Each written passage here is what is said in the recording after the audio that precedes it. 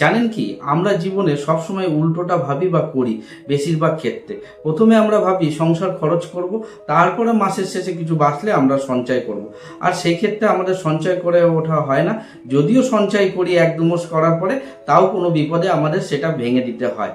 এক্ষেত্রে বলি, যাদের ইনকাম যাই হোক না কেন, তাদের ইনকামের প্রথম অবস্থায় 5 to 10%, অর্থাৎ আপনার যদি 20,000 টাকা মাইনা হয়, তাহলে আপনি 1,000 টাকা থেকে 2,000 টাকা পর্যন্ত, 10,000 টাকা মাইনা হলে 500 থেকে 1,000 টাকা পর্যন্ত প্রথমেই তুলে রাখুন বা সেভিংস করার চেষ্টা করুন। এবার প্রশ্ন আসতে পারে, দেশের যা অবস্থা, সংসার চালাতেই হিমশিম খাচ্ছি, সেখানে আবার সেভিংস করব কি করে?